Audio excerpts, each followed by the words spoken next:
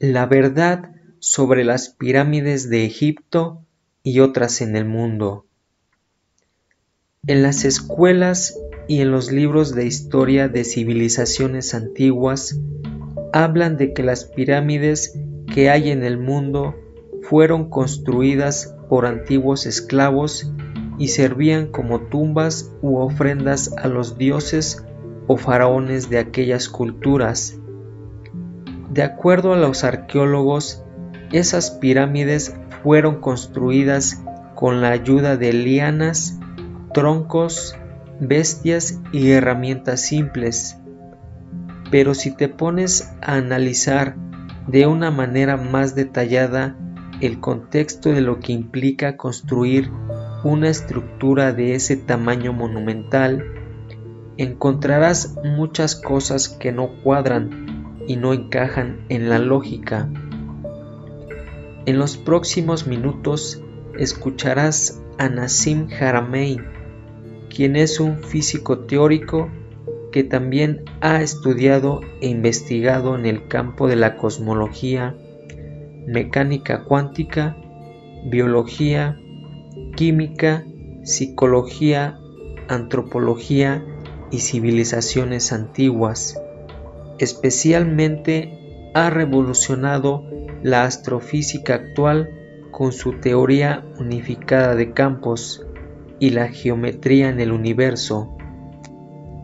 En este video expone las incongruencias de la manera en que se construyeron la mayoría, si no es que todas las pirámides alrededor del mundo. Escúchalo y saca tus conclusiones. So I was looking at it carefully because you know how I had this kind of illumination on the temple in Mexico? Well, when you start examining other temples around the world, you realize that these other temples have a lot in common. That is, they're all very, very difficult to explain with vine ropes, copper tools, no pulley, and so on. One Egyptologist, the director of the Giza Plateau, said, "There is not one grain of evidence of any advanced civilization ever having been in Egypt prior to the Egyptians." And I thought that was one of the most accurate statements I ever heard from an archaeologist. Because if you're looking for grains of evidence of sand, you will miss it. If you got your head in the sand, you will miss it. But if you look up from the sand and stop looking for grains of evidence, you will see millions of tons of rocks right in front of your eyes, giving you some pretty damn good evidence. Okay? The Grand Pyramid of Giza is made of 2,300,000 stones. 2,300,000 stones. It stands at 481 feet of altitude. Its base is 13 square feet. 13 square acres. 13 square acres. That is extremely large. When you take survey picture, satellite picture of the apex of the Grand Pyramid at Giza, it is 1/4 of an inch off the center of the base. That's 13 square acres. 13 acres square. 1/4 of an inch off center. That's after placing 2,300,000 stones that you have cut with copper tools.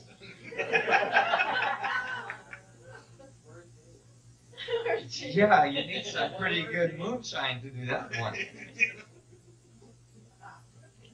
But I guarantee you, that is extremely difficult to reproduce. In fact, there is no way engineering companies on this planet could ever reproduce that.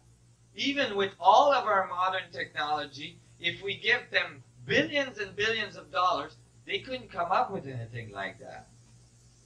Because if you divide a quarter of an inch error by 2,300,000 stones, the accuracy at which you're placing these stones is outrageous. And we can't do anything like that.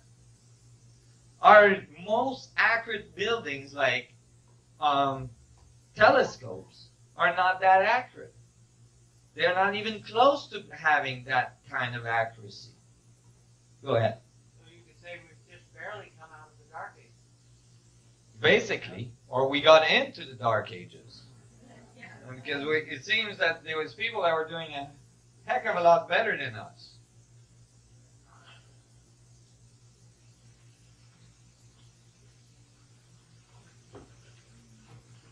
Sorry.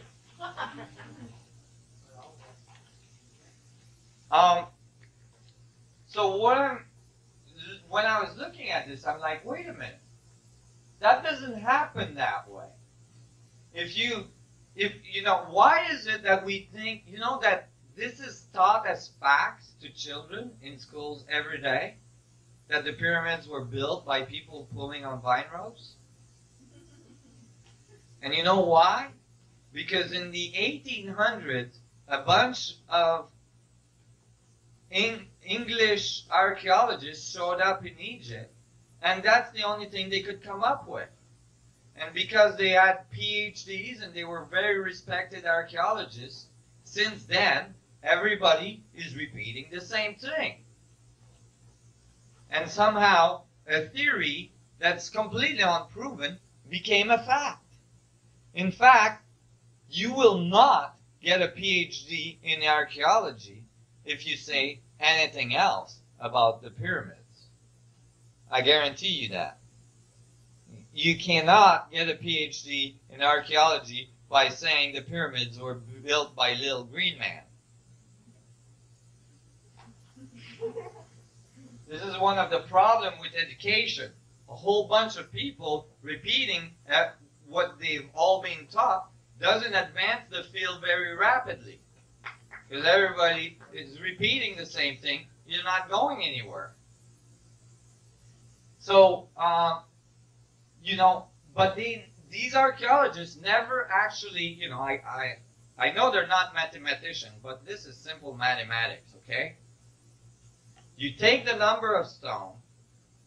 They tell you that the pyramids had to be built in 20 years. Okay? So that the dynastic Egypt worked. And then you calculate how fast they had to put the stones in. At 7 days a week, 10 hours a day, 365 days a year, for 20 years, they had to place the stone every 2 minutes to finish the pyramid on time. With that level of accuracy. Never mind. But then the archaeologists say, no, those were farmers. They could only build the pyramids during the time of the flood of the Nile when they couldn't work in the fields. 3 months out of the year. See, when they had that 3 months vacation, hey, let's all go and build a huge pyramid. So they went out there and built pyramids 3 months out of the year. You redo your calculation. Now they have to place a rock every 2 seconds to make it in 20 years. So that really doesn't work. Because it's not like you can take these huge rocks, an average 2 tons, some of them up to 40 tons rock. Like in the King's Chamber, there's 100 slab of 40-ton pink granite rock. Okay? These things at 135 feet of elevation in the pyramid. It's not like you go, hey Joe, catch this one. Hey Joe, catch this one. you know, and the other guy on the other end is like putting them in. You can't do that. And it doesn't matter if you got 100,000 people. You still can't do it. And you know, they tell you they did that by rolling the rocks on logs. Well, they might have not noticed, but these pyramids are in the middle of a desert. You need a lot of logs to move 2,300,000 stone. Where did the wood come from? When you ask them that, they say, oh, they imported it from Europe. I see. Was this like some catalog, you know, 1-800 ordering? Because, like, as far as I know, the Egyptian didn't, like, you know, easily navigate into Europe, cut millions of logs they would have needed, and brought them back. There's no evidence of that. So, but even more fundamental, I'll ask you, you know, even more fundamental. The fundamental axioms of archaeology is that you observe and decode the remains of a civilization to understand its morses and its you know, its activities and all this, right? Okay. There is over 1 million hieroglyph walls in Egypt. Thousands and thousands of hieroglyph walls in Egypt. In the temples, in the tombs, everywhere. They tell us how they made love. They tell us how they eat. They tell us how they went to the washroom. They tell us everything about their life. Everything. Not one of those walls mentioned building the pyramids. What? They forgot? You're talking about something that would have taken a huge effort. You'd think they would have put at least a little wall somewhere saying, oh, by the way, we built the pyramid. No. None of that. In fact, the archaeologists say not only that the pyramids built, that the Egyptians built the pyramids, but they say that they built them as tombs. Okay. What's the evidence? Zero. Zilch. Not one pyramid was ever found to host a mummy. Not one mummy was ever found in a pyramid. Not one. And I'm not just talking about Egypt. I'm talking about all around the world. And it's funny because you know how they do all these like historic, you know, History Channel and all this stuff. You know, they have all these nice documentaries. And they show you where they found the pyramids and the, you know, and the tombs and all this and Tutankhamun and all this. And then they splice and they cut directly into the pyramids. So you think the mummies were found in the pyramids. But in fact, the mummies were found, most of the king's mummies, were found in the King's Valley, far from the pyramids. Some of the pyramids, they had to dynamite their way into the pyramid. They couldn't find an entrance. When they got inside the pyramid, there was the sarcophagus, the so-called sarcophagus in the middle. It had a slab. Some of them had slabs that were like 40-ton slabs sealing the sarcophagus. They would unseal it, pull the slab off, still no mummy. What was their conclusions? Grave robbers. Those grave robbers, they were unbelievable.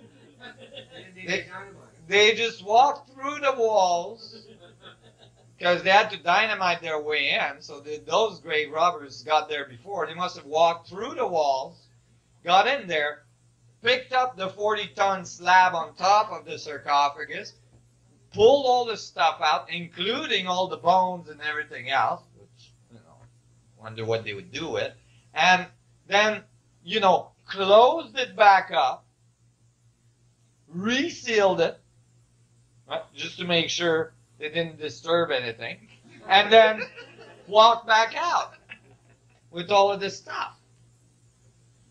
This doesn't make sense. Now, there's other things that don't make sense. There is nowhere on these pyramids that it says, I built this for my tomb. I was born then and I died then. You think if you build such a great monument, at least you put your name on it. That's all logical. Pyramids were not tombs. Pyramids were not built by Egyptians. No Egyptian text talks about the Egyptian building the pyramids. The texts do talk about monuments, enormous monuments being built. And who they say built them was the sun gods. The Mayans, the Incas, the Chinese, the Japanese, all cultures that have these buildings, none of them say we built it. All of them say the sun gods taught us how to build, how to talk, how to write, how to do all this stuff. Go ahead. I just want to say there's no inscriptions, no hieroglyphs inside the pyramids as well. There's no hieroglyphs inside the pyramid. And Lord knows that the Egyptians put hieroglyphs everywhere. So why didn't they not write inside the pyramids?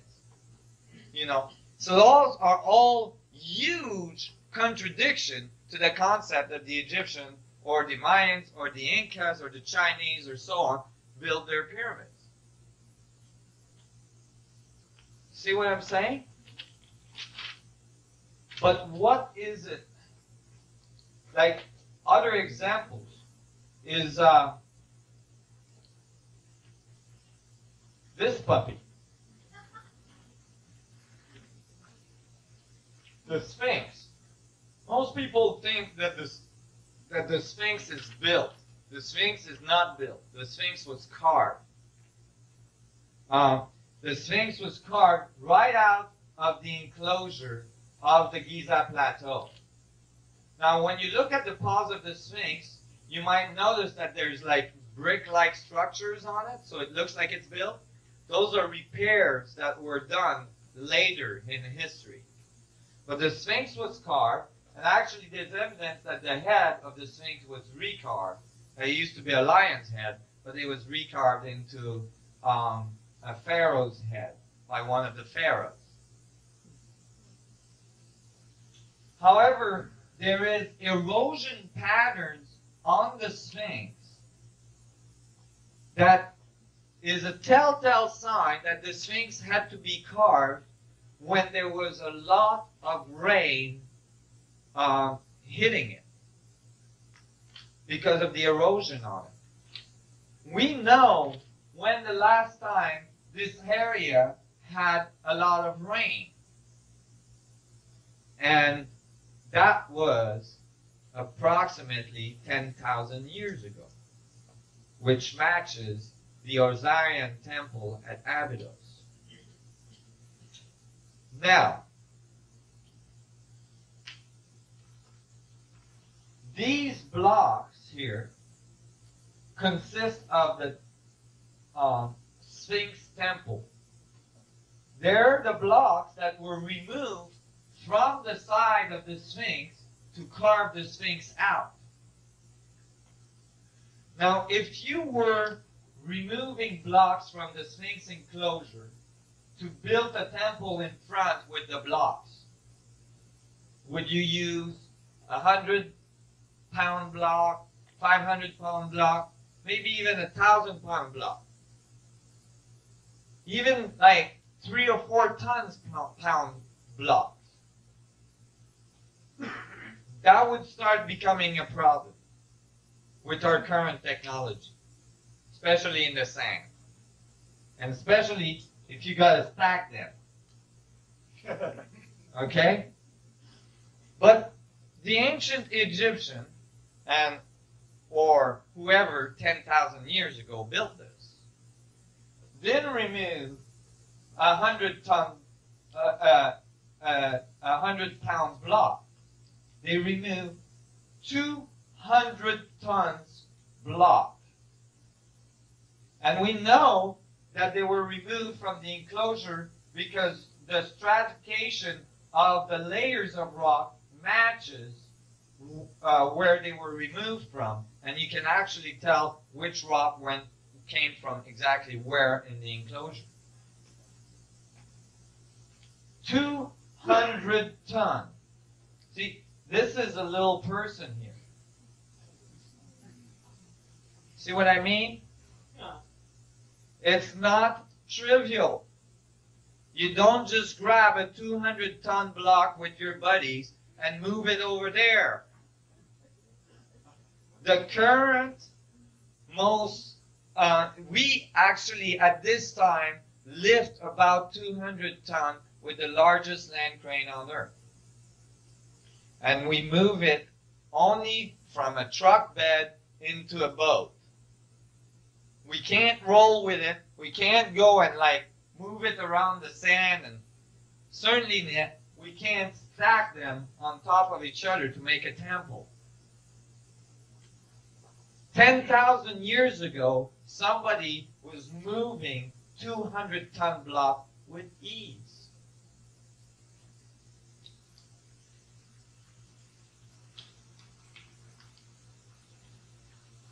I think this is fantastic. Because this is about our true history. This is about what happened on this planet prior to our current history, prior to our current thinking. Look at this statue. Ramses II. When they found this statue, it was laying like this, and it had fallen over in the desert. It's made out of pink granite. It's perfectly polished with copper tools. And this is a person beside it. The statue itself, when they found it, they said, "Oh, let's just move it over there because we're going to build the Ramses Museum." So the engineers came and they said, "Well, okay, but then we'll have to cut it in pieces because this thing is approximately 1,000-ton solid block of granite. 1,000 ton. That is 5 times more than what we can lift today with a land crane. So instead they built a museum around it. It was much easier. This is not the only 1,000-ton block that was found. The pillars on each side of the entrance of temples in Egypt, they are called obelisks. Many of them were in excess of 1,000 tons. And they all come out, all these large objects come out of a quarry that we know where it is. It's hundreds of miles up the Nile. And the quarry is on the other side of the Nile over a mountain range. Okay? When you ask archaeologists, how did this get there? They say, they cut a trench from the Nile across the mountain range into the quarry. And then they let the water in, and then they picked up the object, they stuck it on a barge, and they floated it down the Nile. but there's no evidence of that trench ever being cut. How do you lift up a 1,000-ton object and put it on a barge without sinking it? I mean, that is just not appropriate. It just doesn't happen.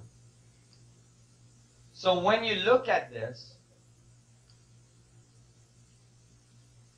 you start to wonder, who were these sun gods? And were they able to go all around the world?